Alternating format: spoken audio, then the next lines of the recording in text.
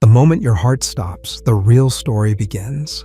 This book claims to show exactly what happens after death, in chilling detail. It opens with a haunting scene, the slowing breath, the heightened awareness, the eerie clarity as the soul lingers between worlds. It's not just an end, it's the start of something far more terrifying. Let us step closer to this strange, vivid journey and uncover the fate that might await. Facing the unknown. The book kicks off with this dramatic take on the moment someone dies.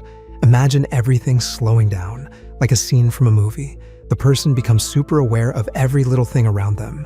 Their body is shutting down, but their mind, totally awake and watching. The way the book describes it is both fascinating and enough to give you goosebumps. It's not just the end, it's the beginning of some wild journey into who knows where. With their last breath, a shadow whispers, "You're not done yet." Then the book dives right into the scariest part, fear of the unknown. Let's face it, nobody really knows what's next, and that's terrifying. Instead of sugarcoating it, the author goes full-on spooky, describing what supposedly happens to the soul after death. They talk about this bright tunnel of light, a life replay like some cosmic highlight reel, and even bumping into familiar faces. Sounds kind of comforting at first, but the way it's written makes it feel way too real, like someone has actually been through it. One part that really stands out is the whole judgment thing. Picture this. After cruising through the tunnel of light, your entire life gets put on blast. Every little thing you've done, thought, or felt is laid out in plain view. There's no running, no excuses. It's not some religious courtroom. It's more like the universe holding up a mirror. According to the book, this part is intensely personal and, honestly, terrifying. It's not just about punishment, but facing the truth of who you really are. That's a scary thought. But here's where things take a darker turn. The book claims that what happens next depends on how you've lived. It's not just a choice between fluffy clouds or fire pits. Nope. It's these detailed, multi-dimensional realms. Some are peaceful, full of light and calm vibes. Others, total nightmares. Chaos, darkness, and pain, all described in unsettling detail. It's like the author wants to make sure you're really picturing it. And let's just say, it's not a place anyone would want to end up. Then there's the whole reincarnation bit. The book says death isn't the end. It's like a cosmic do-over. Souls with unfinished business, or lessons to learn, are sent back. Sounds okay until you think about living life all over again, with all its ups and downs. The idea of being stuck in this cycle forever is kind of exhausting. Sure, it's a chance to get things right, but at what cost? The book also hammers home the idea of free will. Basically, how you live your life now directly affects what happens after. Your choices, actions, and even your thoughts, they all count. It's like a giant cosmic scorecard. That's a lot of pressure when you think about it. But it's also a wake-up call to take life seriously. Or maybe not too seriously. One way the book keeps pulling you in is by mixing in stories from different religions, spiritual practices, and even people who've had near-death experiences. These personal accounts make it feel all the more real. Hearing about someone else's trip to the other side, with details that match what the author describes, is both freaky and fascinating. It's like, could this actually be true? What's clear is that the book's not trying to be comforting. It's all about shaking you up. The descriptions are vivid and downright scary, like they're designed to stick in your brain. The imagery is so intense, you'll be thinking about it long after you put the book down. It's like the author wants you to face your deepest fears head-on. They want you to question everything you thought you knew about life and death. But it's not all doom and gloom. One big takeaway from the book is the importance of living a good life. The scary descriptions of the afterlife are kind of like a warning. Your actions now. They matter, not just here and now, but forever. The book pushes you to think about your choices and relationships. It's like saying, hey, make it count because it'll follow you. The book also messes with your head a bit by talking about time. Apparently, time doesn't work the same way in the afterlife. past, present, and future, they all happen at once. It's a weird concept, but it's also pretty mind-blowing. If life is just a tiny piece of something much bigger, it kind of puts everything into perspective, doesn't it? Toward the end, the book throws in a little hope. Despite all the scary stuff, it says the ultimate goal is reunion. Souls eventually reconnect with some higher power or universal force. That's the end game. Peace and understanding. Getting there, though, not so easy. The journey's full of twists, turns, and some seriously tough lessons. What makes the book so gripping is that it doesn't give you all the answers.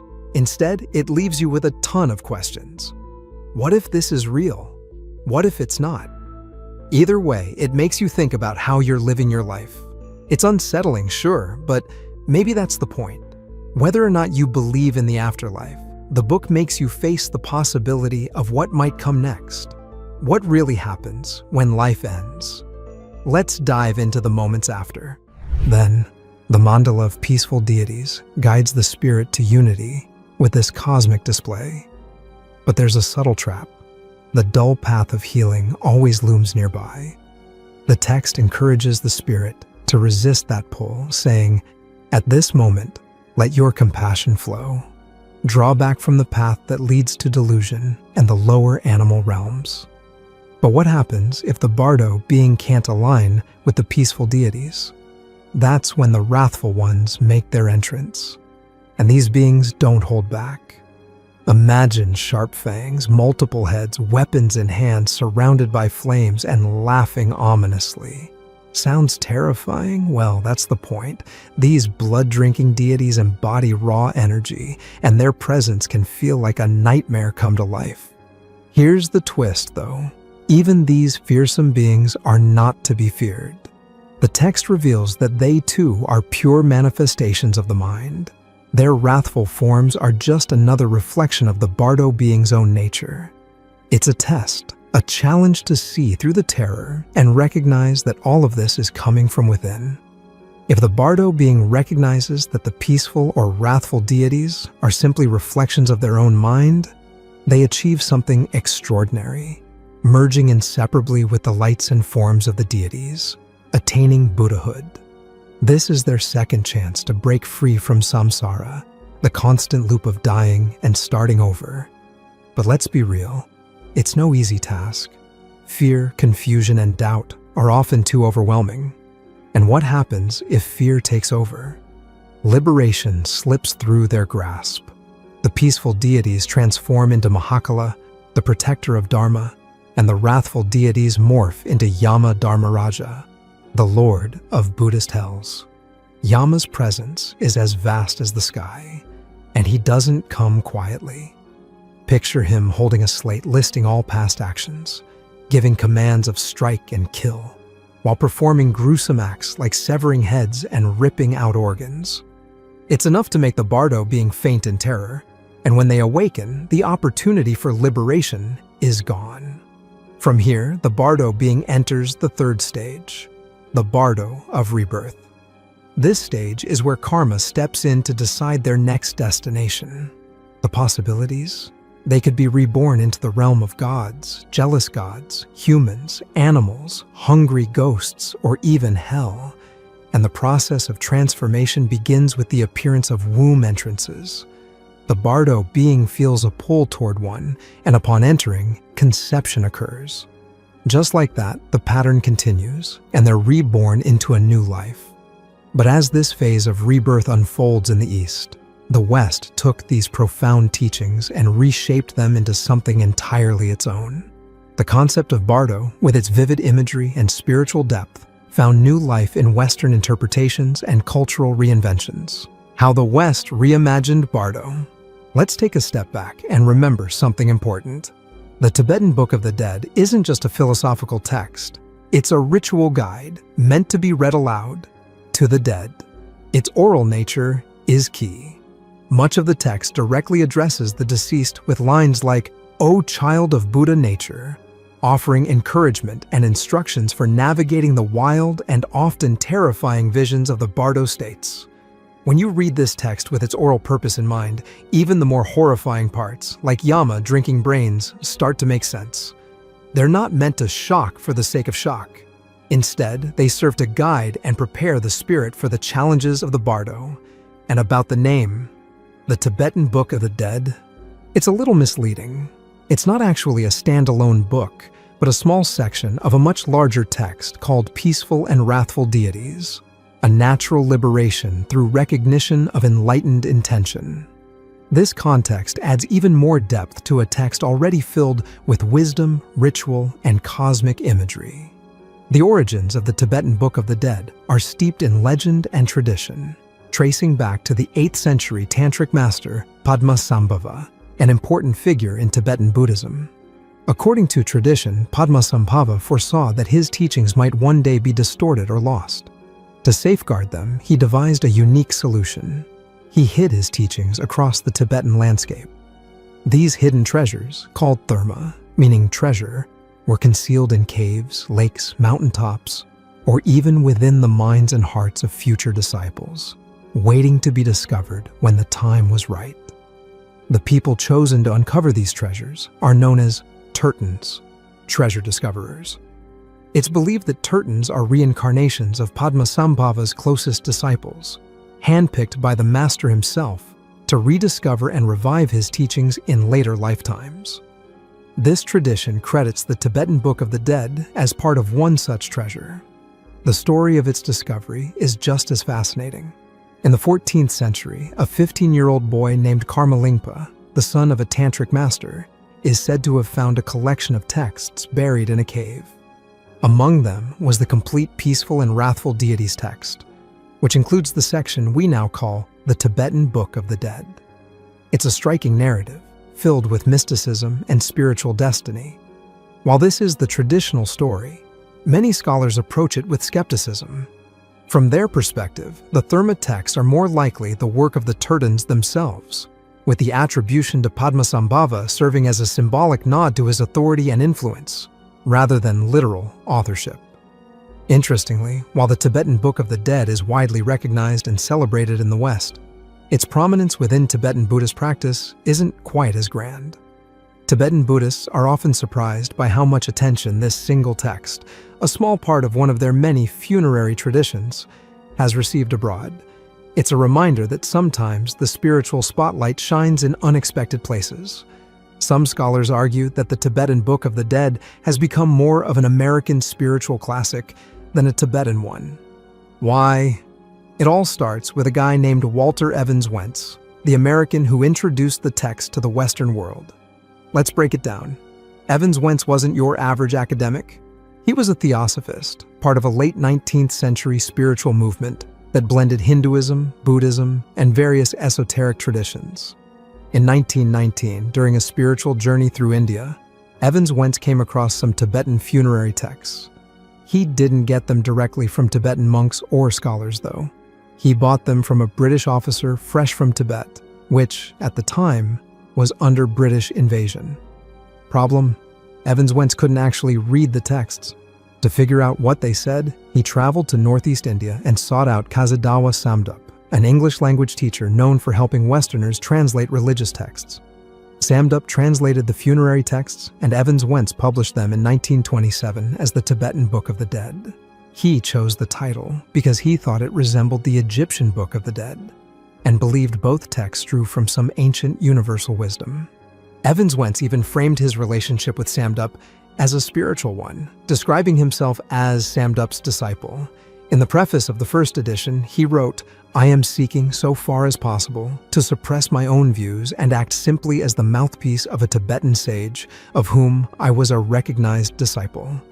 This may sound dramatic at first, but scholar Don Lopez has pointed out that this so-called guru-disciple bond is questionable. According to their surviving letters, the two had a brief professional relationship lasting only a couple of months, hardly the spiritual mentorship Evans Wentz made it out to be. Despite this, Evans Wentz's work propelled the Tibetan Book of the Dead into Western consciousness. Its appeal was fueled by two main factors: a romanticized view of Tibet as a mystical, otherworldly place, and a universal human fascination with death. The desire to understand what happens after we die, paired with a dose of Orientalist fascination, helped turn this text into a cornerstone of Western spirituality. even if its prominence in actual Tibetan Buddhist practice is relatively minor. The Tibetan Book of the Dead found massive popularity in the West, particularly in the United States, among people drawn to spiritualism, esotericism, and altered states of consciousness. Its appeal spanned decades, from the 1930s and 1940s right through the counterculture movements of the 1960s. Carl Jung, as we mentioned earlier, lent credibility by writing introductions for several editions. And in 1964, Timothy Leary, the infamous psychedelic researcher, took things further. Along with a few collaborators, he published The Psychedelic Experience, a guide to navigating trips on illicit substances, explicitly inspired by the Tibetan Book of the Dead. Beyond its influence on spirituality and psychedelics, the text left its mark on Western culture at large. Films like Jacob's Ladder and Enter the Void borrow heavily from its ideas and imagery, weaving its themes into storytelling that resonates with modern audiences. But claiming that the Tibetan Book of the Dead is more American than Tibetan can feel offensive when you consider its origins. After all, it's written in the Tibetan language, performed by Tibetan Buddhist lamas, and deeply rooted in Tibetan traditions. Yet, through figures like Walter Evans Wentz and his successors, the text was reshaped and rebranded for an American audience, transforming its cultural significance along the way. This is a classic example of religious globalization. Sacred ideas from one culture often take on a new life when they interact with another. As scholar Don Lopez aptly points out, there's an irony in the Tibetan Book of the Dead. It's not really a book, nor is it strictly about death.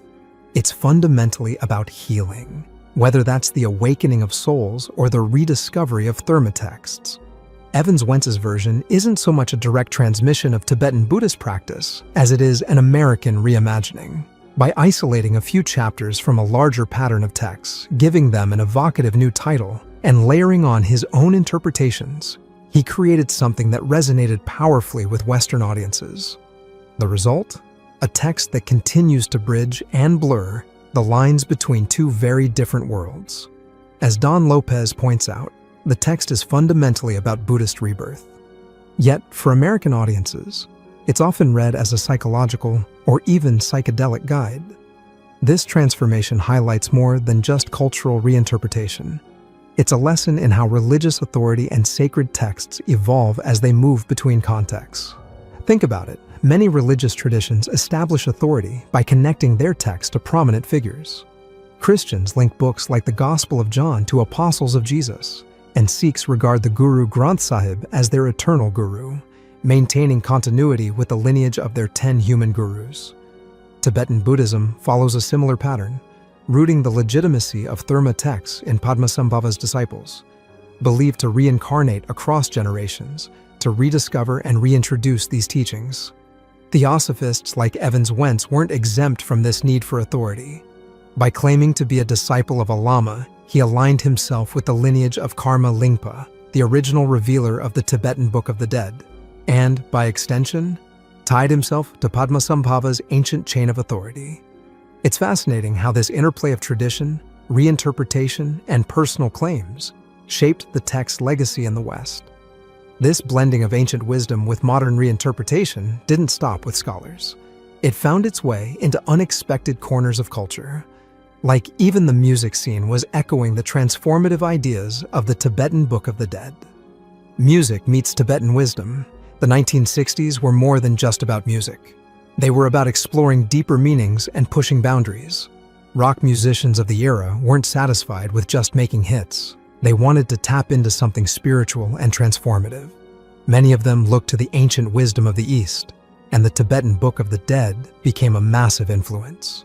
One artist who took its ideas and ran with them was none other than John Lennon. Paul McCartney once shared that the final track on Revolver, Tomorrow Never Knows, was entirely Lennon's vision. During this period, some illicit substances were making waves, and Lennon had gotten his hands on Timothy Leary's version of the Tibetan Book of the Dead. The ideas in the book fascinated him.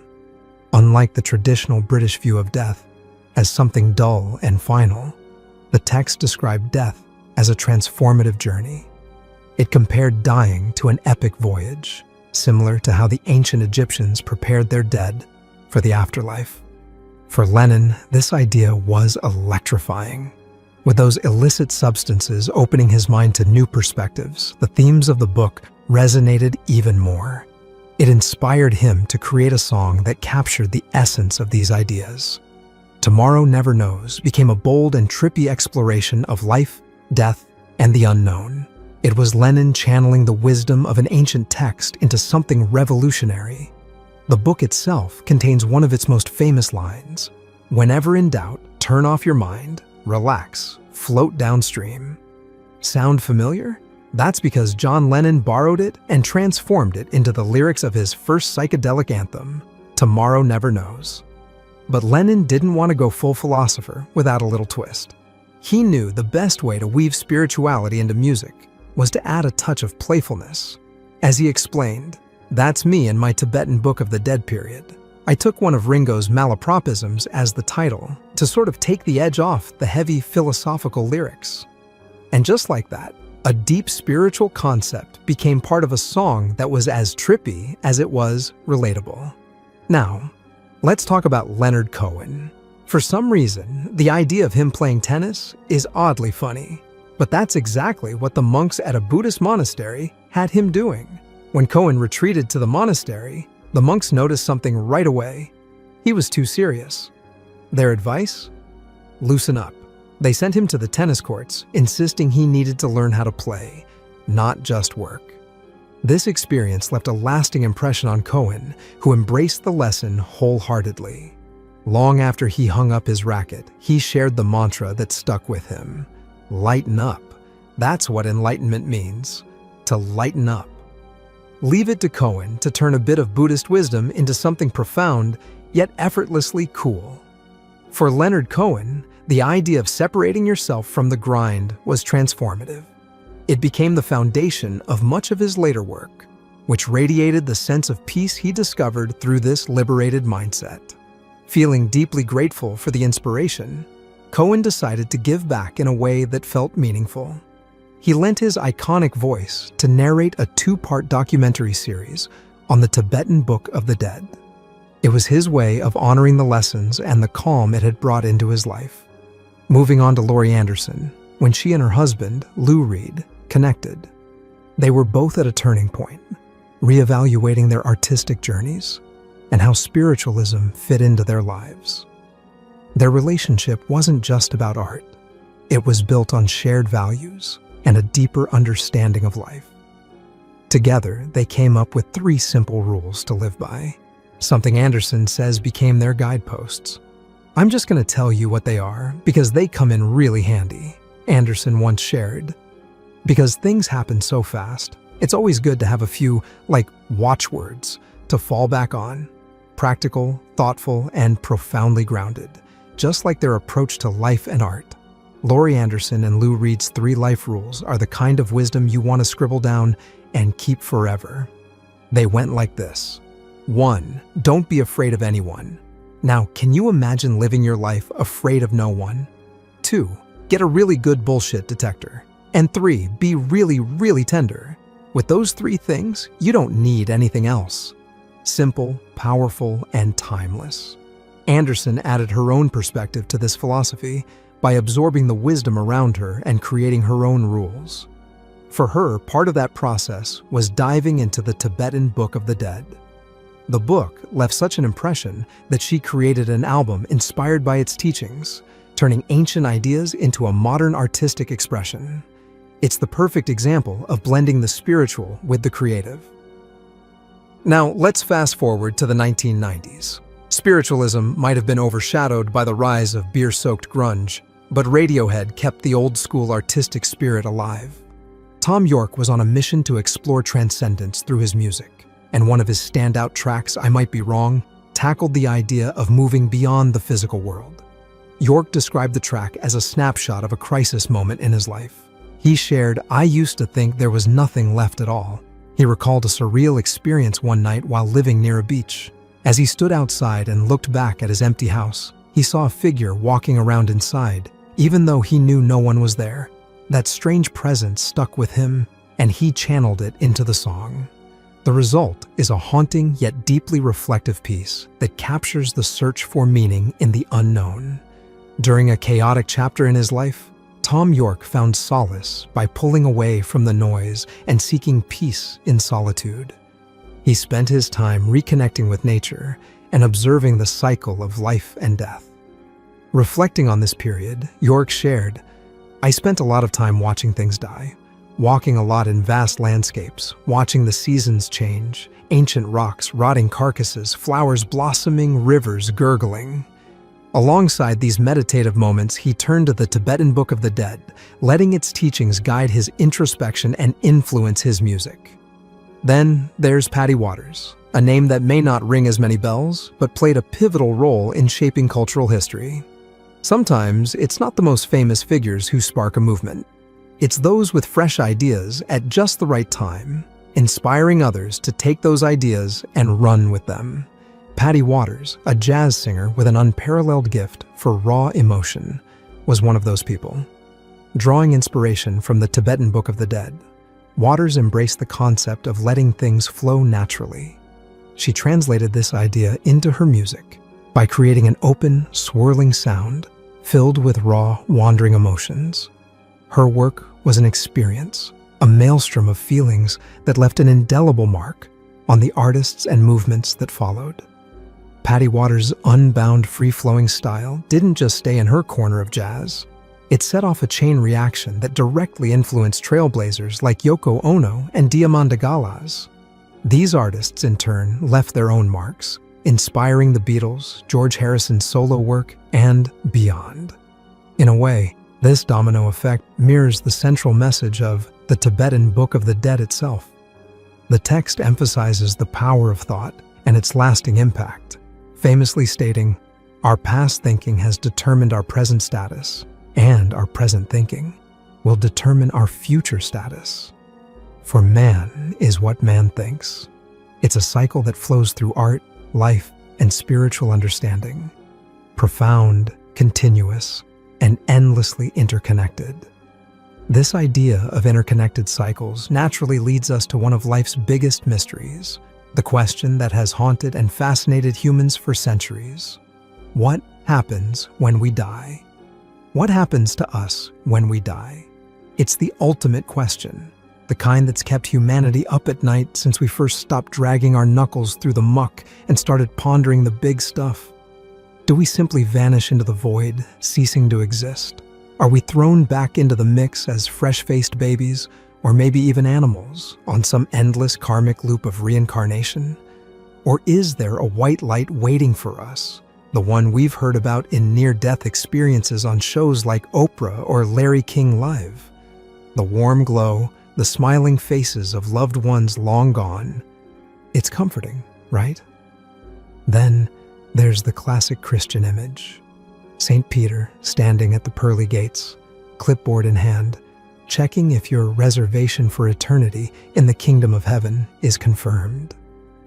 Why does the question of what happens when we die cling to us so tightly? In his book, How Plato and Pythagoras Can Save Your Life, Nicholas Kardaras explores the idea that humans are unique in their ability to ponder this, because we're the only species capable of mentally traveling through time. We can project ourselves into the future, and what do we inevitably find? Death. And that realization? It shakes us to the core. Some might say it scares the hell out of us, or maybe even scares the heaven and hell into us. Pulitzer Prize-winning author Ernest Becker tackled this existential terror in his groundbreaking work, The Denial of Death. Becker argued that everything we create, our art, our towering buildings, our religions, and even our drive to have children, is rooted in one primal urge: to deny our mortality. It's all a way to soothe the deep-seated anxiety, what psychologists call thanatos anxiety, that there might be nothing beyond this physical existence. The common wisdom says we'll never really know what happens after we die, because no one has ever come back to tell us. But that might not be entirely true. Beyond the near-death experiences, or NDEs we've heard about, documented by psychologists like Dr. Raymond Moody in Life After Life, and Dr. Kenneth Ring in Mindsight, there's another phenomenon that challenges our assumptions.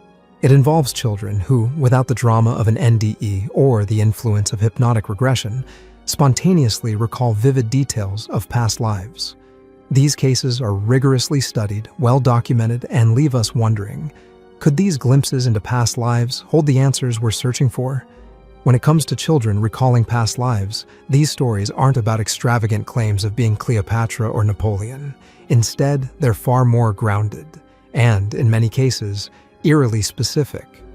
These kids often recount memories of ordinary people who passed away relatively recently, sometimes just months or a few years before their birth. What's truly fascinating is the level of detail.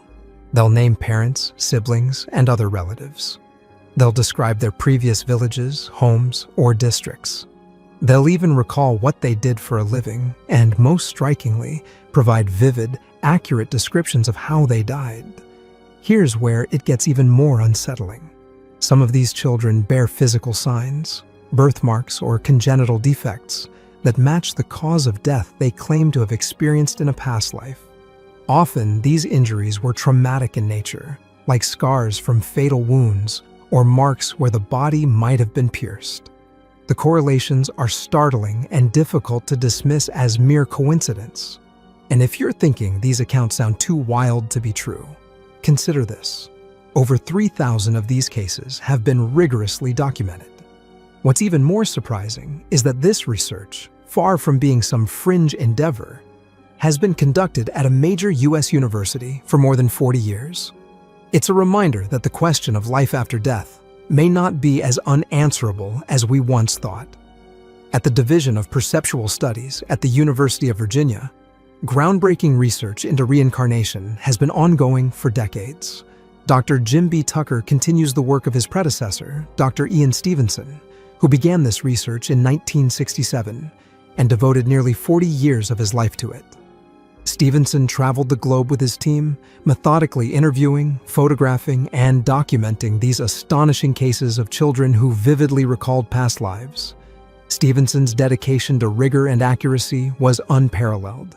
In his books, such as 20 Cases Suggestive of Reincarnation and Where Reincarnation and Biology Intersect, he outlined the methods his team used to verify the children's claims.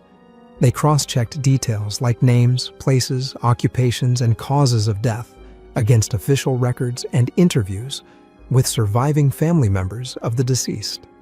If there was any evidence that a child might have been exposed to the details of the prior life through stories, media, or other sources, Stevenson rejected those cases as inconclusive. Only cases where no other explanation could account for the memories were accepted as being suggestive of reincarnation. This careful approach ensured that the research wasn't dismissed as speculation or wishful thinking. By setting such high standards for evidence, Stevenson and his team created a body of work that challenges conventional understanding and opens the door to fascinating possibilities about what might happen after death. Does this prove that there's life after death? That's for you to decide.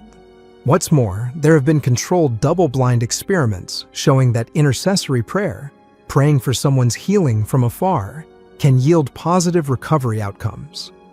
This has been observed in coronary and oncology patients, suggesting that something intangible may be at play. Then there's the fascinating work of Dr. William Tiller and his team at Stanford, who conducted repeatable experiments demonstrating that focused meditative thought could alter the properties of material objects. Writes, they leaned all the way into the concept of mortality. But why? Why this fixation on the underworld and what lies beyond? Plato offers us a clue. He called philosophy a kind of death before dying. This wasn't about morbidity, it was about enlightenment. Plato and Pythagoras believed that by confronting the transient nature of the physical body, we could better grasp the eternal essence of the soul. To the Greeks, true understanding came from peeling back the illusion of the material world and getting a glimpse of what some might call ultimate reality. The Greeks saw it as a kind of hero's journey, a phrase later popularized by Joseph Campbell. Facing your mortality and the darker corners of your psyche, your shadow side, was an essential part of achieving personal integration and spiritual growth. Plato believed that by metaphorically dying before actual death, a person could transcend the ordinary and touch something eternal. How did they do this? Through a disciplined mind-body-soul lifestyle filled with metaphysical philosophy. This led to a ritual called incubation, where participants would lie perfectly still in a pitch-dark cave for hours, or even days. If they were adequately prepared, this process could lead to an extraordinary transformation, a feeling of shedding the physical body as a snake sheds its skin. This wasn't just spiritual fluff. The Greeks were exploring a process of personal alchemy, the kind Carl Jung later wrote about in his studies of transformation and self-actualization. They were building on insights that stretched back to the Egyptians, Babylonians, and beyond, tapping into universal truths about the interplay between life, death, and the eternal. For them, this deep dive into the shadow was more than just about understanding death. It was about discovering what it truly means to live. The real magic behind near-death experiences might lie in something profound, the dissolution of the self and a fleeting glimpse into the infinite. It's as if death acts as a release, breaking down the boundaries of our individual, ego-driven consciousness and expanding it into something much larger. When the walls of the self crumble, what's left? Is it nothingness? Or is that nothing actually everything? The boundless allness that some call ultimate reality. So, what really happens when we die?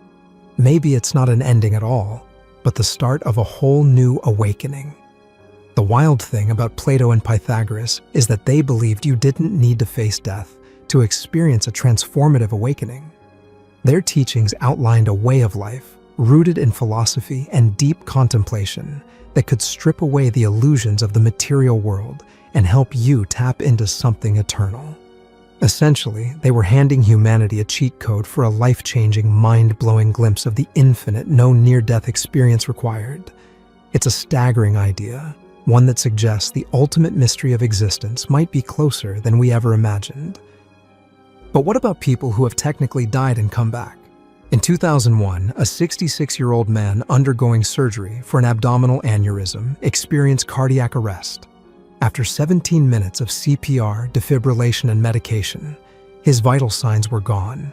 The medical team declared him dead. 10 minutes later, against all odds, his surgeon found a pulse. The man was alive, and the operation went on to a successful conclusion. Then there's another case from 2014 of a 78-year-old man in Mississippi. After a hospice nurse found no pulse, he was pronounced dead and sent to the morgue. The next day, the man woke up in a body bag. These unbelievable stories sound ripped straight from a horror movie, but they're part of a real-world medical phenomenon known as Lazarus syndrome, named after Lazarus of Bethany, the biblical figure who was brought back to life by Jesus Christ after 4 days in the grave. The Lazarus phenomenon describes the delayed return of spontaneous circulation after CPR has been stopped.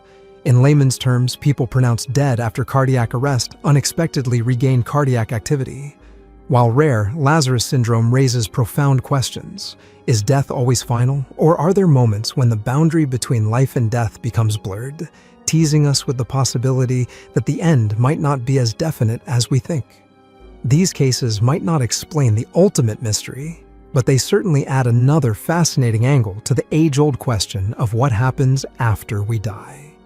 But some researchers suggest that the Lazarus phenomenon might not be as mysterious as it seems.